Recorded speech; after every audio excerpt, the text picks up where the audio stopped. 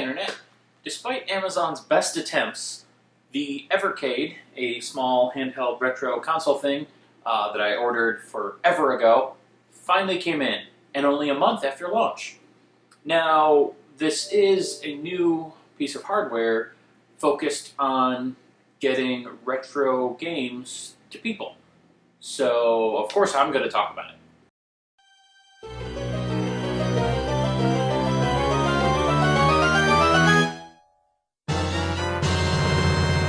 Okay, so looking at it, it may look cheap, but actually it's pretty legitimate. It's pretty solid. It's not, like, it doesn't creak. It doesn't feel flimsy at all. The plastic's pretty solid. It's, yeah, I think it's just the appearance of it. I know they're going for retro, but it looks, I don't know, odd. But they made these to be cheap in cost, not quality. So I think a lot of it might just be minimalist by design. Also, on the cost-cutting side of things, it has a port for mini HDMI, so you can actually plug this into a TV. It also has a charging port, which is just mini USB, micro USB, one of the various USBs. The downside is, it does not come with the HDMI cable, and it does come with the charging cable, but does not come with the wall adapter. So some of their cost cutting, you could have spent the extra $10. I mean, really, those cables are dirt cheap to produce. I know, because they're dirt cheap to buy. I have millions of both. Which again, a lot of people have millions of all these cables and don't need the extras, but not everyone, so you really should include it. Also, the screen itself. If you are looking at it, so like you are, if you tilt it away from you, like that, the colors will start to invert slightly. I think that's pretty standard, but that's a thing to note. If you tilt down, however, it's not too bad, and left and right doesn't seem to have any effect at all. So there's not a lot of distortion here. You know, your viewing angle is completely limited. You don't have to hold it exactly, you know, parallel to your face. If you move it around a little or look at it at an angle, it's going to be fine. Another thing to mention, hardware-wise, is the sound on this thing. It has stereo speakers, which is cool. You get full sound, but I'll just let it speak for itself here. There we go. It's pretty loud. I mean, for a small console, and being as far away from the camera as it is, this thing's loud. Do you hear that? That's, yeah. That's loud. So, I mean, this can produce good sound.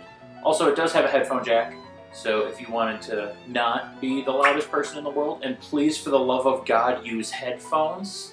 Little tangent here. People that have devices that make sound out loud in public are the worst people. Like, the worst people. Just don't ever do that. Back to the console. There's another note here as far as hardware, and it actually comes to the games. When you take a game, any game, doesn't matter, and you put it in the console, it takes some maneuvering to get it quite right, and then once you put it in there, it's in there. It doesn't easily come out. Like, you can't just slide it. I know I just did, but there was considerable force. I'm gonna drop it! Okay, you need to be less loud. I'm yelling over you. This is a terrible video. But yeah, this really has quite the death grip on games. You gotta do one of these, which looks awful. But yeah, they're not easy to get in and out. The company is aware. Everyone has reported this issue. It's not something they can retroactively fix, so we all just kind of have to deal. Maybe if there's another revision, they'll fix that in the future. But yeah, it's something to be aware of. So if you get one and you feel like it has a death grip on your carts, don't worry, it's supposed to do that. Also, it's not the pins that are being gripped, so it's not like when you put a new 72-pin connector in your NES and that has a death grip. You don't have to worry about this breaking the board or damaging the pins so your carts won't read. It's actually the two side walls are just a little bit too close together, so the carts fit kind of snugly between them. Like you can feel all the resistance is right here. It's not when the cart's plugged in, it's all up here at the top where it's squeezing. Also to note, because of that squeeze, when you're trying to pull it out, your thumb is right on the screen and pressing on it. So you will see minor color distortions when you do that, and you could possibly damage pixels long term. So it's not the best design flaw, it's not the best design flaw. It could lead to damage if you're not careful about how you get your carts in and out. So I really feel like this is something the company should address. And another major thing that I'm going to ding the company for here is that the HDMI ports on the top here, I don't think you can see it from that far away, so we're going to switch cameras. Hold. Okay, so now we're on the other camera, aka my phone, and if you look, this port here is quite recessed. It's not... Why am I holding it vertically? Oh my god, I'm one of those people! But as you can see, the port is set down in that plastic quite a bit. So, when you try to plug your cable in, the plastic around the cable is sitting flush against the console, but the metal connector is not going all the way into the port. Because you're not getting... Why am I still talking to my phone? Because it's not getting that nice, solid, flush connection, even the slightest jostling of that cable while trying to play, connected to a TV or whatever, will reset the system. Because the way it works, every time the cable is plugged in or out, the console resets. It detects whether or not a cable is present or not, and either outputs to the HDMI or to the onboard screen. So it's very not great. It actually gave me a good deal of trouble just trying to capture some footage for this video. So that and the death grip on the carts are two hardware things that really need to be addressed. Like these would stop me from giving this a much better review. I will say though, a lot of other complaints I've heard that people had, I don't think are too terrible. The shoulder buttons are very easy to click, yes. But I don't know if I see that as a major problem. I mean, I don't know. I feel like it's not that bad. Lots of games have shoulder buttons, and I'm used to having my fingers rest on or near them without pressing them, even easily clicked ones. So I don't think that's an issue. Also, a lot of people have said they see gaps on the bottom of their consoles.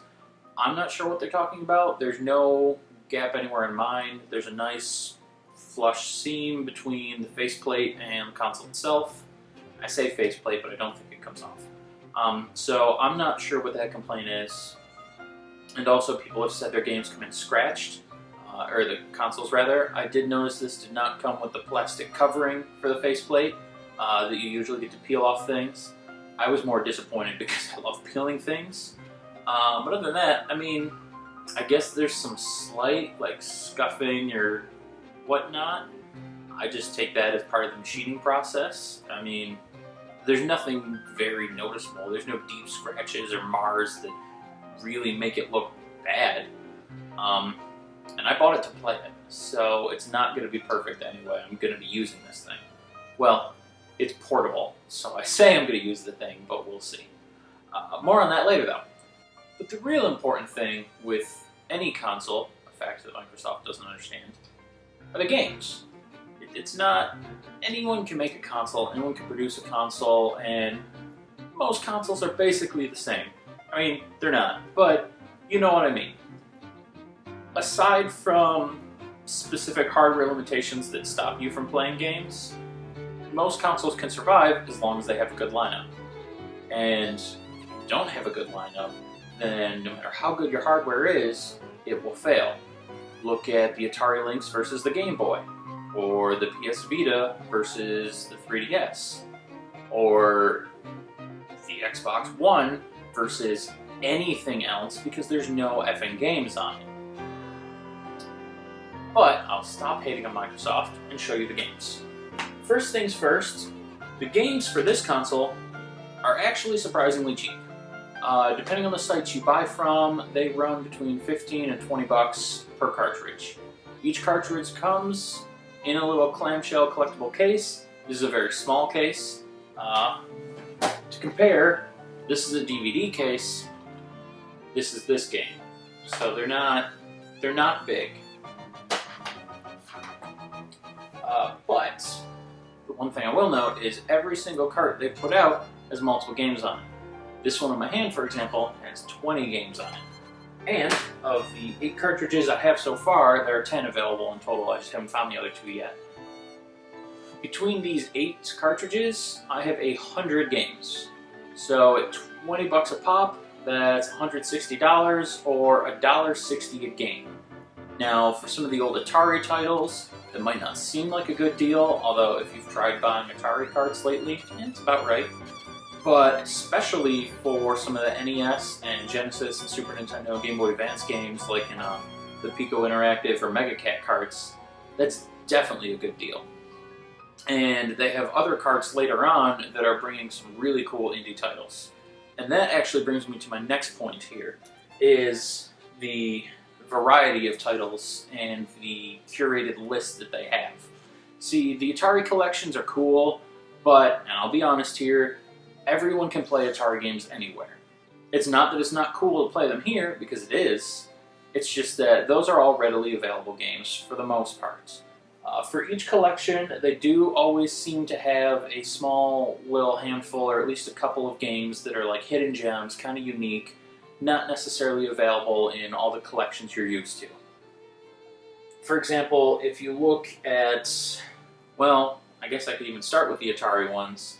You know, you have your usual, your Millipede, your Yar's Revenge, Centipede. Surprisingly not Pac-Man, but that's Namco, so it's not surprising, I guess. But they have some weirder ones, like Radar Lock, for example, is on here. Planet Smashers, Ninja Golf. Like, there's lots of just different ones that you haven't seen in collections already. And then when you get to, like I mentioned, Pico Interactive or Mega Cat Studios, those are more indie developers, and their games aren't readily available in the world. Yes, I have physical copies of a lot of them, but people out there that aren't hardcore collectors probably don't. You may not have even heard of those developers. Actually, I know some hardcore collectors who haven't heard of those developers. So this is a good chance to get a large selection of games from those companies all in one place on a physical cart. It's for a very reasonable price. And they've already announced some upcoming carts, which are 2 Atari Lynx collections, which is great. Those games, a lot of them never really made it off the Lynx, and the Lynx was not widely adopted, so those are going to be cool, obscure titles for people. And then an Oliver Twins collection, the people behind Fantasy World Dizzy. And lastly, a Tanglewood and Xenocrisis dual cart, which would actually be the smallest collection on a cart with only 2 games. Previously, everything else is 6 or more. So you get a good variety, you get a good assortment, you definitely get a good value. And the other thing I'll point out about the games is the games, and the console specifically, was absolutely made for collectors. If you look on the top corner of the spines of these games, I don't know if you can see it from that far away. Can you see it now? Is it blurry? I'm sure it's blurry. My phone doesn't, or my camera doesn't autofocus. Whatever it is you're looking at. But if it's not blurry and you can see it, those numbers on the spines there, all the games are numbered. So if you don't buy them all, you have gaps in your collection, which is unfortunate because they know what they're doing. They're targeting the OCD collectors, and I am one of them, so I will buy all the collections, even the ones I probably wouldn't have otherwise. Now, for the gameplay itself, I can't really judge it too much because, I mean, there's literally 100 different games. You know, judging this based on the gameplay of any one game is kind of unfair. But I will say, all of these games are actually officially licensed. Blaze, the company that makes the Evercade, got the rights from all these companies to publish the games and worked with the developers to make sure they were legitimate ROMs and images that were put on these carts and that they would play correctly.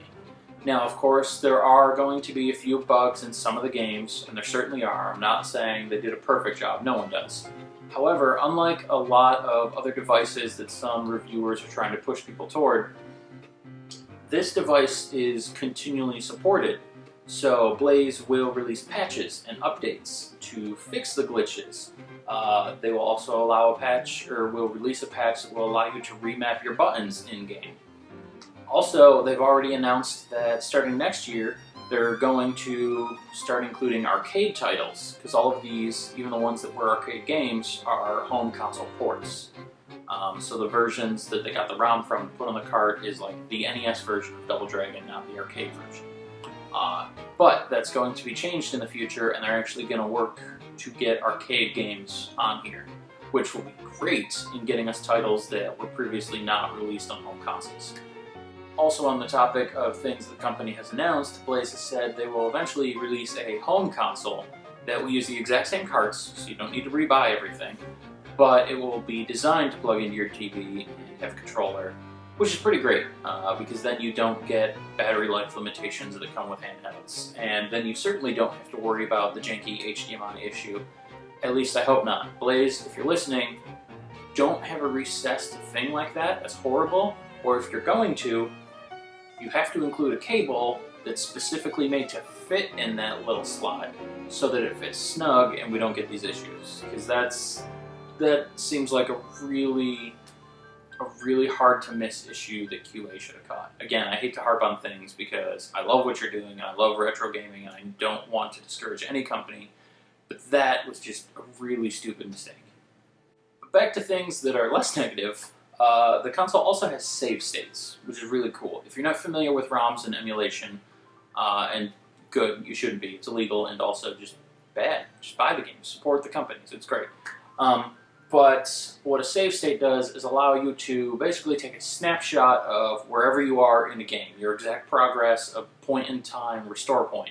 And from then on, you play the game, do whatever you want, turn the console off, come back, wait weeks, months, whatever, and you can restore that save state to put you right back where you were.